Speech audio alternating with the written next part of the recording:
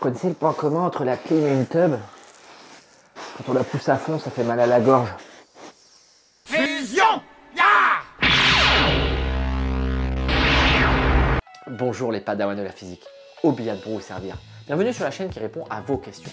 Et pour ce faire, laissez-les en commentaire et j'y répondrai lors d'une prochaine vidéo. Aujourd'hui, on répond aux commentaires de Sam et on voit comment marche la climatisation. Bon déjà, avant de rentrer dans le détail de la climatisation, on va déjà commencer par dire que la production de froid, c'est tout le temps le même principe. Que ça soit la climatisation ou votre frigo, ça marchera exactement de la même façon. Mais la question portant sur la clim, bon, on va voir ça. Sur un circuit frigorifique, il n'y a que 4 éléments. Un condenseur, un détendeur, un évaporateur, et enfin un compresseur. Ensuite, ces 4 composants sont reliés par des tuyaux. Et à l'intérieur de ce tuyau, il y aura ce qu'on appelle un fluide frigorigène. Et le circuit est un circuit fermé, c'est-à-dire qu'il va tourner en boucle en permanence. Bon d'accord, mais un fluide frigorigène, c'est quoi? En fait, c'est un fluide qui va facilement changer d'état, sans que les températures soient trop hautes ou trop basses, ce qui va rendre son utilisation beaucoup plus facile. Et nous, les changements d'état qui vont nous intéresser ici vont être de 2 sortes. La vaporisation et la liquéfaction. Mais on va rentrer un peu plus dans le détail, un peu plus loin dans la vidéo. D'abord, on va commencer par une vision d'ensemble. Et là, vous voyez qu'il y a bien les 4 éléments que je vous ai cités tout à l'heure. Le compresseur, le condenseur, le détendeur et l'évaporateur. Je vous ai expliqué tout à l'heure que ça fonctionnait en boucle, que ça créait un cycle. Donc, comme ça, on va se mettre en sortie de condenseur. Et on va faire le tour et on va voir ce qui se passe. La première chose que je vais vous demander, c'est d'admettre ce que je vais vous dire. On comprendra une fois que j'aurai fini l'explication complète. Donc ce qu'il va falloir comprendre, c'est que là, notre fluide, il est en HP. T'as l'air carrément déjanté. Mais non, je vais très bien. Mais de toute façon, c'est pas le sujet.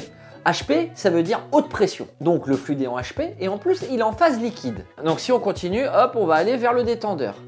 Le détendeur, à quoi ça sert?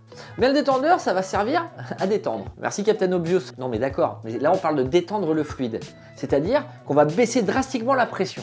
On va passer de HP, haute pression, à BP, basse pression. Le problème, c'est que lors de la détente d'un fluide, on va avoir une création de froid. Pour que vous compreniez bien, on va faire une analogie simple. À l'intérieur de ce spray déodorant, on a du gaz sous pression. Quand je vais appuyer, la pression va baisser. Il va donc y avoir une vraie détente. Et qu'est-ce qui se passe? Ici, c'est froid. Mais c'est dû à la détente. Ça va refroidir notre fluide.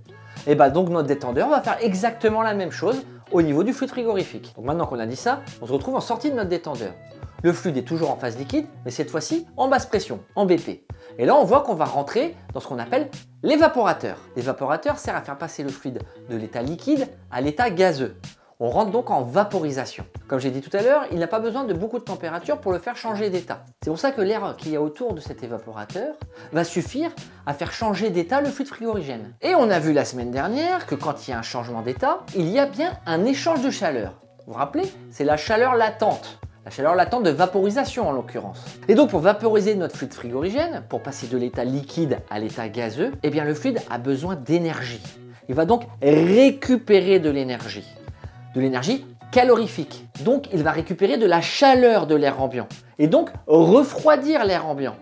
Donc c'est l'effet de la vaporisation qui fait que la température va baisser. Et donc l'évaporateur, c'est la clim qu'on voit dans la maison ou alors c'est ce qu'il y a à l'intérieur de notre frigo. C'est là où on va créer du froid. Et donc en sortie de notre évaporateur, on est bien en phase gazeuse mais en basse pression. Donc on est gazeux BP. Et c'est à ce moment-là qu'on va rentrer dans le compresseur. Le compresseur, il va nous servir à 2 choses importantes. La première, ça va être de monter en pression le fluide, monter en pression le gaz. En fait, on vient comprimer le gaz pour le faire monter en pression. Il sert aussi à une deuxième chose, à mettre en mouvement le fluide. Bah oui, il faut bien que le fluide tourne. On a dit que ça tournait en boucle. Tout à l'heure, on a dit que la détente d'un fluide faisait qu'on descendait en température.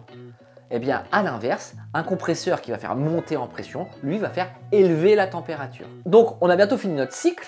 Et là, notre fluide, il va rentrer dans ce qu'on appelle le condenseur. Et le rôle du condenseur, à l'inverse de l'évaporateur, ça va être de faire passer notre fluide de l'état gazeux à l'état liquide. Ce changement d'état, je rappelle, c'est la liquéfaction.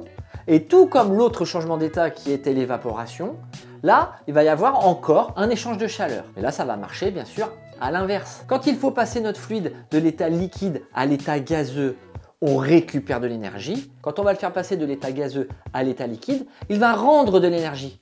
Et donc là, ce qui va se passer, c'est qu'il va chauffer l'air qu'il y a autour. Et donc pour une clim, c'est ce que vous voyez à l'extérieur de la maison. Vous savez ce qu'il y a en dehors avec l'espèce de ventilo là. Pourquoi? Tout simplement parce que si je mets à réchauffer dans la maison alors que je suis déjà en train d'essayer de la refroidir, ça sert à rien.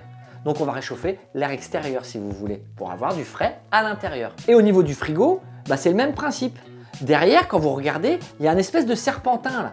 Bah, c'est ça votre condenseur. Et si vous mettez la main derrière votre frigo, bah, vous allez voir qu'il fait très chaud.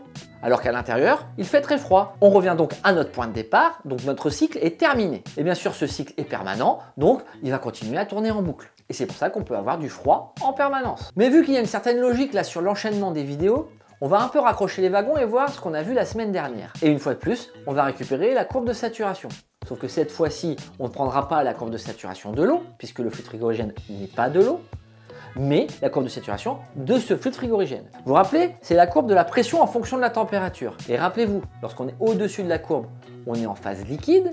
Quand on est en dessous de la courbe, on est en phase gazeuse. Et quand on est sur la courbe, on est en plein changement d'état, soit de liquide à gaz, soit de gaz à liquide. Donc maintenant qu'on a vu techniquement comment ça fonctionnait, on va donc regarder comment évolue la pression et la température. On va faire le même circuit que tout à l'heure et vous allez tout comprendre. On va reprendre le même point de départ que tout à l'heure, à savoir la sortie du condenseur. On a dit qu'en sortie de condenseur, on était en haute pression et en phase liquide.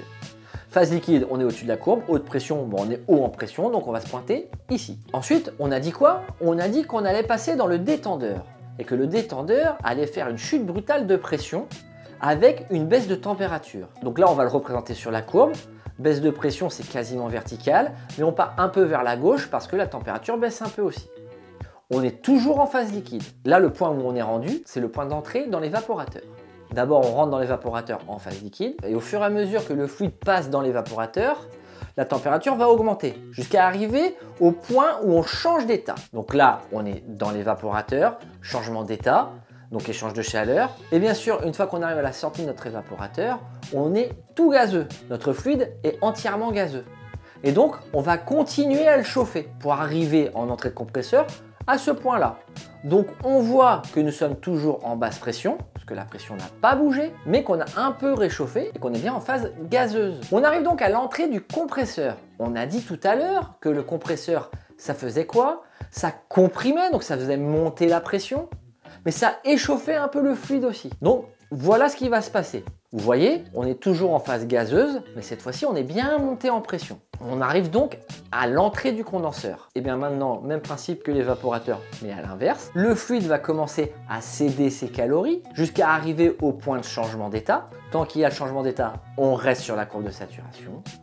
Puis, en sortie de condenseur, on continue de réfrigérer jusqu'à arriver au point de départ. Et donc, voici à quoi ressemble notre cycle quand on suit les pressions et les températures. Avant de terminer la vidéo, il me reste un tout petit sujet à voir avec vous. Il y a plusieurs d'entre vous qui m'ont mis en commentaire sous ma dernière vidéo qu'ils aimeraient bien comprendre comment ça marche la clim réversible. On va donc faire un point juste là-dessus. Avant d'aborder ce sujet-là, je voudrais quand même expliquer qu'un évaporateur et un condenseur, d'un point de vue technologique, c'est la même chose. En gros, ça sera des serpentins qui vont échanger leur chaleur avec l'air qui l'entoure. La seule différence, c'est qu'il y en a un où le fluide va passer de liquide à gazeux et inversement, l'autre va passer de gazeux à liquide. Il y a deux solutions. La première solution, c'est tout casser ta maison tous les 6 mois et de changer et de mettre l'évaporateur et le condenseur à l'inverse pour inverser le système. Donc comme ça, on créera du froid pendant 6 mois et on pourra créer du chaud pendant les 6 autres mois.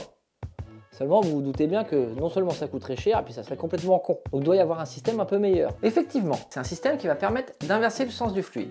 Je vous mets le schéma là. En fait, on voit que là, il y a un système, c'est ce qu'on appelle une vanne 4 voies. Peu importe, il y a une vanne qui va nous permettre, en fonction de sa position, d'inverser le sens du fluide. Et donc, quand on voudra créer du chaud, eh bien à la maison, on aura un condenseur et à l'extérieur, un évaporateur.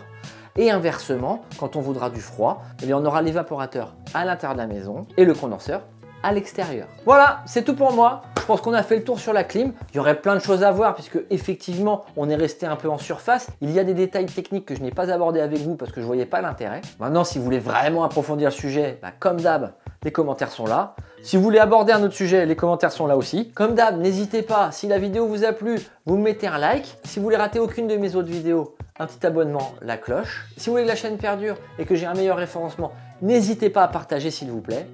C'était Obian qui vous dit que la science soit avec vous.